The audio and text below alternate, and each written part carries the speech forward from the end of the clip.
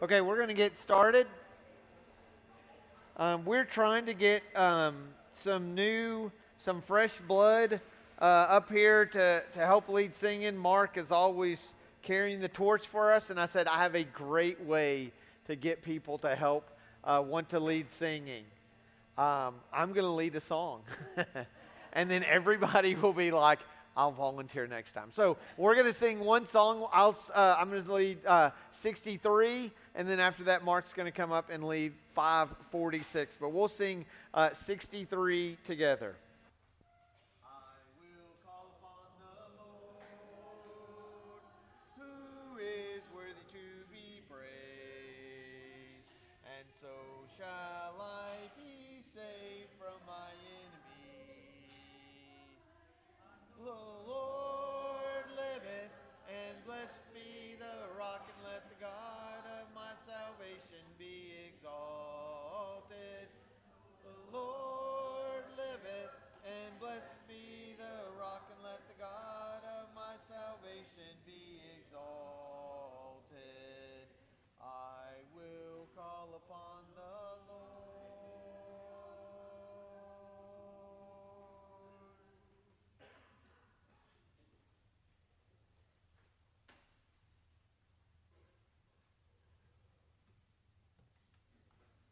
We're going to slow it down a little bit with 546. 546.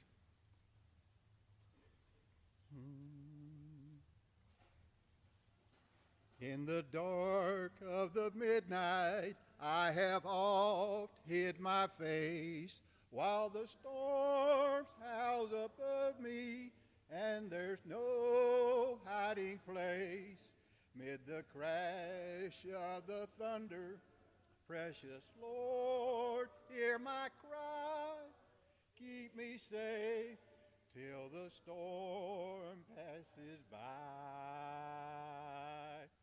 Till the storm passes over, till the thunder sounds no more, till the clouds roll forever from the sky. Hold me fast, let me stand in the hollow of thy hand. Keep me safe till the storm passes by. When the long night has ended and the storms come no more, let me stand in thy presence on that bright, peaceful shore, in that land where the tempest never comes. Lord, may I dwell with thee when the storm passes by. Till the storm passes over, till the thunder sounds no more, till the clouds roll forever from the sky. Hold me fast, let me stand in the hollow of thy hand. Keep me safe till the storm passes by.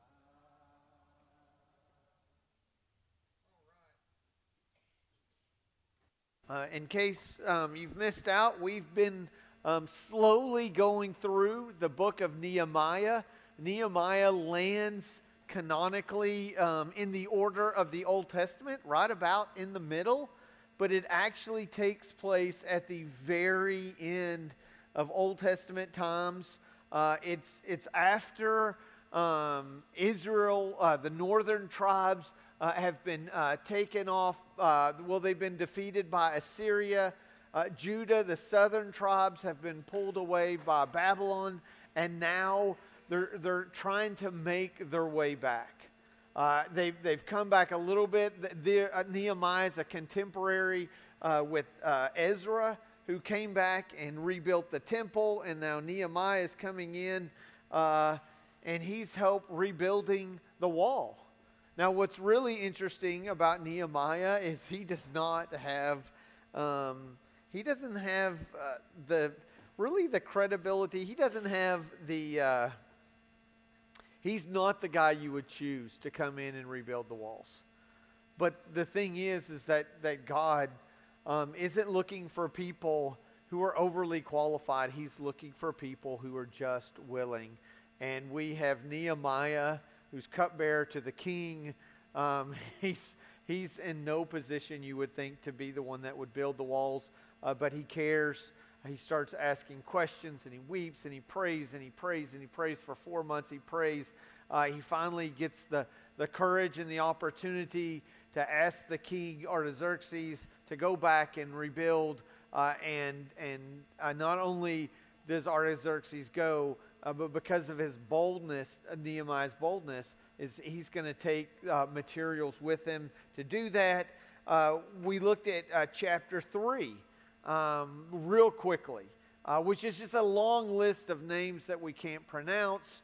And what we really learned as we skimmed over that chapter is that everybody has a job, and that menial tasks have an element of spirituality, that these little things matter, and that we are called to work alongside other people. And then we get into last week and enter in the villains. We're first going to be introduced to Sanballat and Tobiah. We're going to have another guy who's going to enter in just a little bit. And they're going to come and they're going to start picking on and pestering Nehemiah and the Jews. And the Jews immediately begin praying. And their prayer was not like, "Oh Lord, show kindness to our enemies, heap burning coals on their head." They're like, "God, get after them. Let them have it. Do not cover up their guilt or blot out their sins from your sight." They have a very raw, a very real, a very human prayer. And God does not rebuff them. He doesn't come down and say, "How dare you?" He allows them to pour out their heart to Him. But these guys are going to keep trying to discourage the Jews.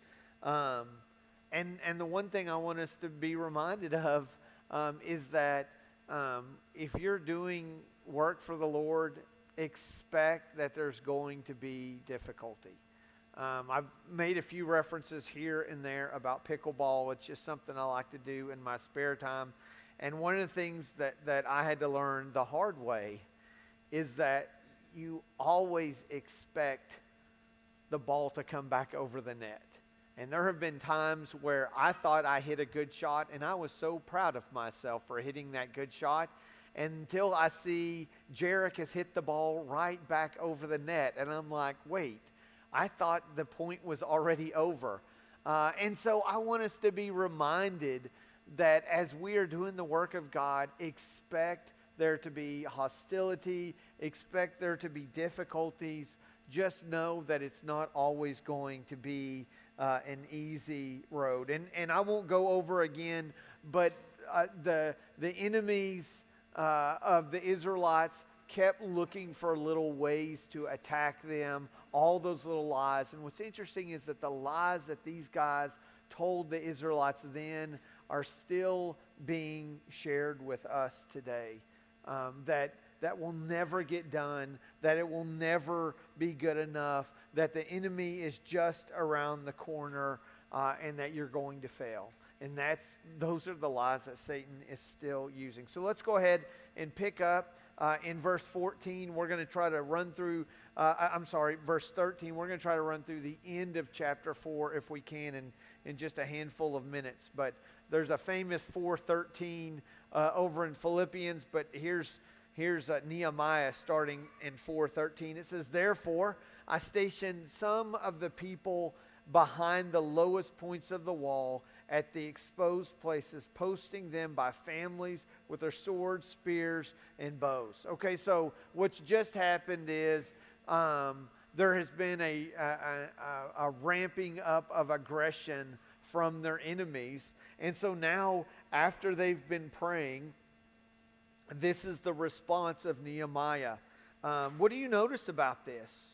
Oh, wait, I didn't click on far enough. I'm looking at the wrong one. Sorry. Now you can see it. What do you notice about verse 13? What are some things that you saw here? What are their tactics? What do you think they were trying to do?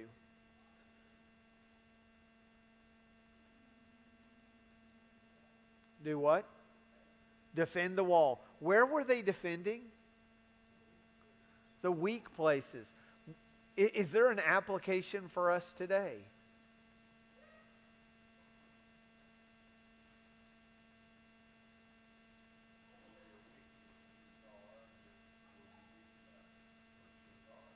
Yes, where your weaknesses are, that's where you need to put your guard up.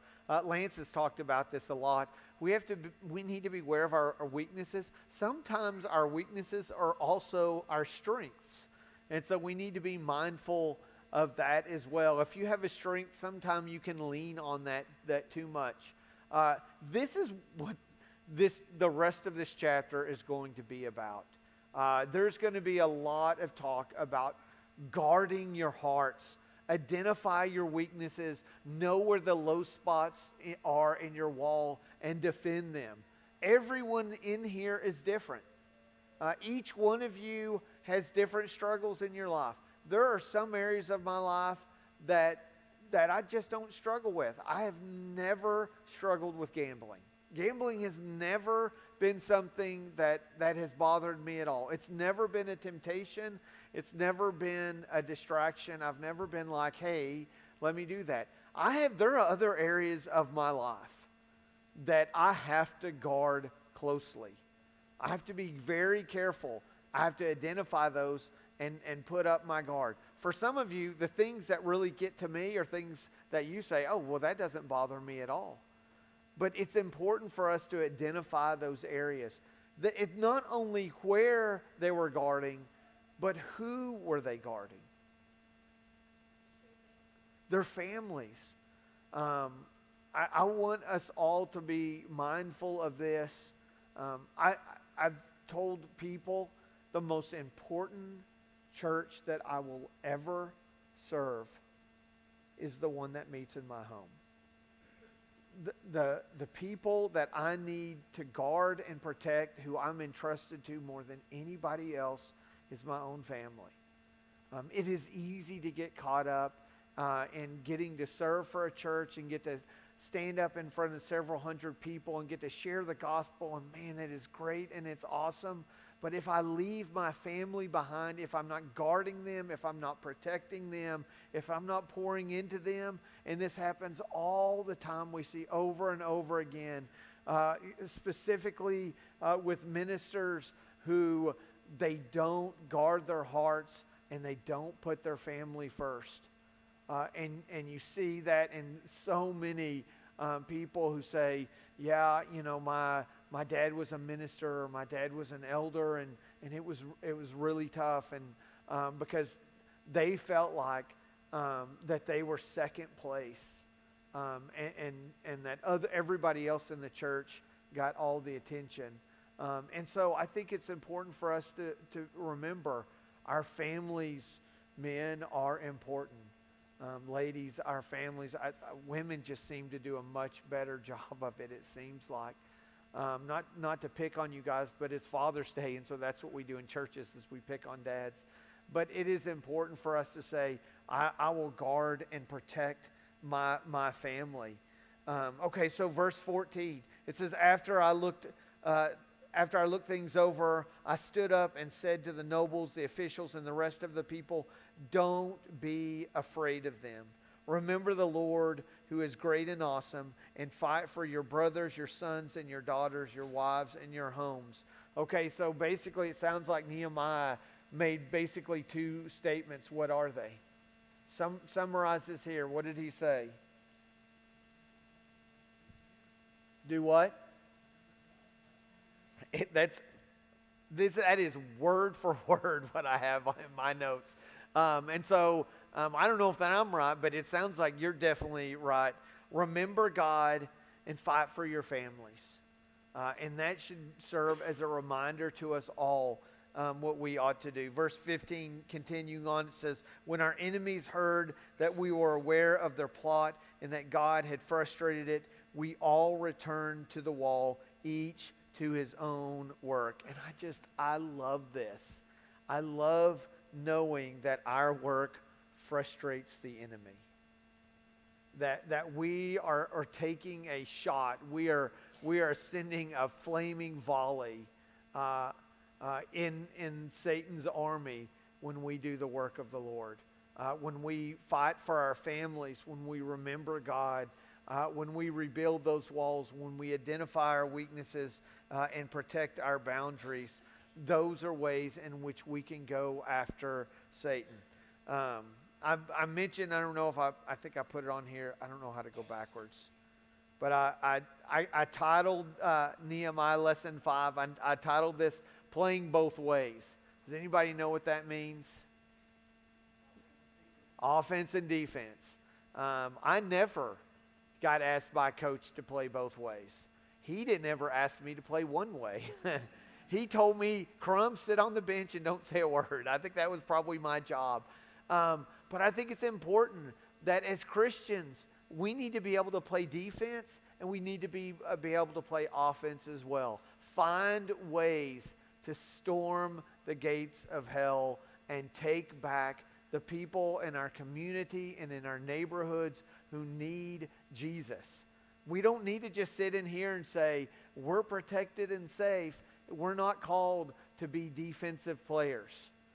We are literally called the called out. That's what the church means. And so it's important that we not just sit here and say, oh, I'm just going to protect my own. It is important that we are willing to go and fight for others as well. Okay, so now let's pick up. We're going to read a few more verses. We're getting close. It says, from that day on, half of my men did the work, while the other half were equipped with spears, shields, bows, and armor. The officers posted themselves behind all the people of Judah who were building the wall. Those who carried materials did their work with one hand and held a weapon with the other. And each of the builders wore his sword at his side as he worked. But the man who sounded the trumpet stayed with me. Okay, so what do you think? What do you think we can glean from 16 through 18?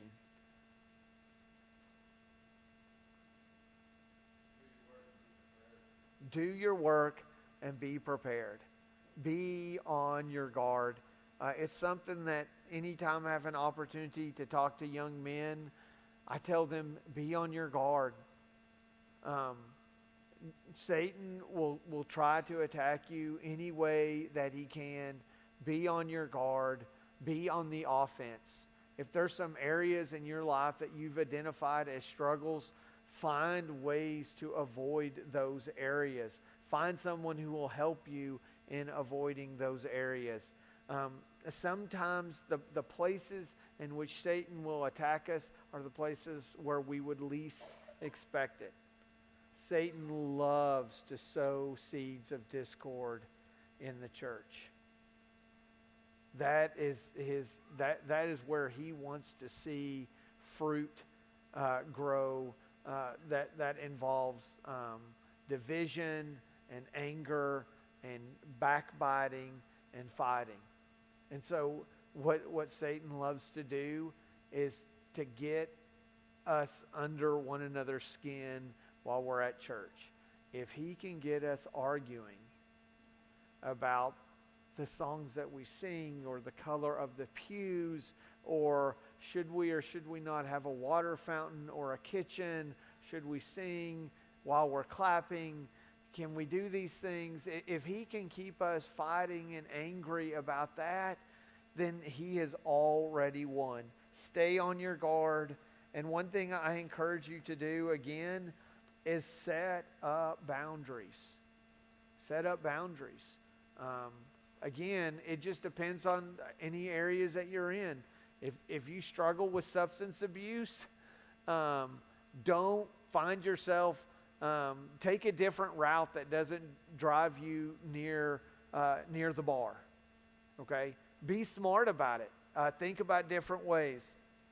One of the things that I've been well aware of is the fact that as ministers and as counselors, there's always this opportunity to visit with people, and it is important to set up healthy boundaries, even when you're doing things like that. When I have some weird boundaries. Generally speaking, I do not text a female, and I do not call a female by myself. If I'm texting, I will put them in a group text. I will say, okay, we're going to have several other people. I try to set up these boundaries, and they seem weird, but I don't ever want there to be any impropriety even imagined. Several years ago, I'm not good with politics, and I'm fine with being ignorant about politics and what songs Harry Styles sings. Neither one of those. Sorry, I didn't mean to pick on you there. I'm not real good with politicians, but several years ago there was a politician who kind of took some heat because he made some comments about how he wouldn't go have a lunch meeting with a female. He says, I'm not going to do that. And a lot of people kind of picked on him. And I thought, you know what? Because he wanted to honor his marriage and his wife, that's a boundary that he chose. I don't know what struggles that you have in your life, but just be smart about those areas and the struggles that you have. Identify, okay, here's a time and a place. Here's something that can get me in trouble, and find ways to avoid it. Let's pick up. I keep beating that same drum, and I apologize. Verse 19, it says, "Then I said to the nobles, the officials, and the rest of the people, the work is extensive and spread out, and we are widely separated from each other along the wall. Wherever you hear the sound of the trumpet, join us. Our God will fight for us." What do you think he's trying to say here? God's got us. He says, God's got us. When you hear that trumpet, what are you supposed to do? Go to it. Start running to it. I think what we can take away from these verses is, one, look to help others. Keep your head on a swivel. Ask hard questions from the people around you that you love. If you know someone is going through a hard time, don't be embarrassed or afraid or shy. Go talk to them. Let them know that you're thinking about them and you're praying for them, and find ways that you can support them. And when you hear the trumpet, come running. And that's the one thing I love about having grown up in a church and being around people who love Jesus, is that there have been times in my life, this is hard to talk about, where I've had people just come running. When the siren has been sounded, and there's difficulty, there's hurt, there's heartache. I've seen church members over and over again just throw themselves into a family and support them and hold them up. And sometimes you are the recipient of that, and sometimes you're the one who comes rushing in to help someone out. I heard somebody say years ago, sometimes we carry people and other times they carry us. There is beauty in both. And let us be mindful of different ways that we can help. So as we're closing out, we made it to 21. So we continued the work with half of the men holding spears from the first light of dawn till the stars came out. At that time I also said to the people, have every man and his helper stay inside Jerusalem at night, so they can serve us as guards by night and workmen by day. What did you get from that?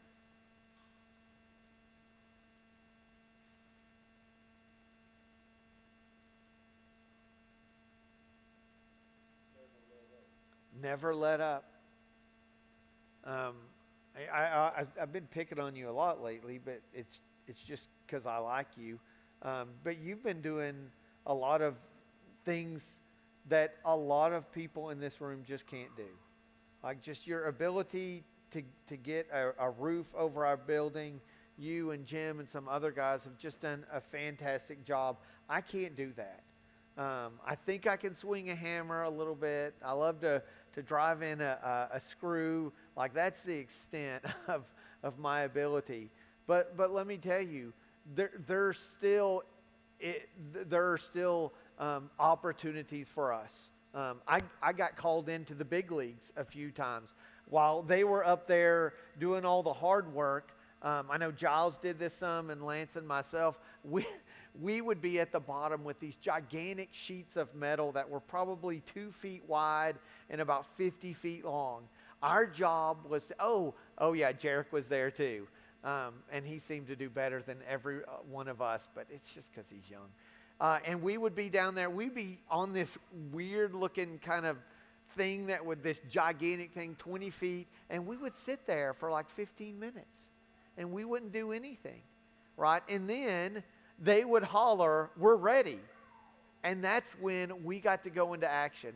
This was hard work. It was really difficult. It was complicated. You had to be super smart to do this. What I would do is I would pick up a piece of metal and I would slide it up to them. I mean, that was it. And then for 15 minutes, they did all the hard work. And I think it was Jim who had mentioned earlier, they said for them, one of the hardest things to do was to go down there and have to drag one of those metal sheets back up, and it was kind of dangerous, and they were tripping over each other. All we did is this little thing, like we're sliding up this metal, but it was helpful for those guys. I say all that to say, even if you don't have the most glamorous job, whatever it is that you can do to support other people, do it with humility and do it with joy. And no, you may not be the rock star on the roof, but if there's some way that you can support people, find ways to do it. Maybe you aren't the best teacher ever, but what if you volunteered to go into the first grade class and said, I'll be the grandma who sits there and loves on those kids and helps the teacher from becoming a human jungle gym while all the other kids try to climb up on her. And so maybe if that's the way you can support, you can do that. There's a lot of people in here who do those behind the scenes work, and it is so appreciated, and we could not do that. Here we have guys who are building, and they're holding a sword, and then Nehemiah says, hey, come support these guys, show up and help protect them and guard them at night when they just need a little bit of rest. Not everyone, notice that everyone had a job. If they didn't help build, they guarded the ones who did. And then we have this last verse that says, neither I nor my brothers nor my men nor the guards with me took off our clothes. Each had his weapon, even when he went for water. He's just saying, don't ever give up. Always be prepared. Always be ready to come to the offense and take a buddy with you. Even when you got to go get some water, take somebody who will be with you. Nehemiah, we're going to get a lot more of this, and I don't think we can get too much of it. I don't know if we can get ever to a point where we should say, you know what, I think we can let down our guard. Satan is going about like a roaring lion, and he wants to devour people. And so my prayer for each one of us is that we will always remain on our guard. We want to thank you for joining us here for Oasis. It's a little bit different than what we do on normal Sundays, but I just want to thank everybody for coming and joining us, for playing the games and whatnot. And for Tracy and Jennifer, thank you so much for bringing out the snow cone machine. We're grateful for that. So I want to close this out in prayer, and then we will be dismissed. Let's bow.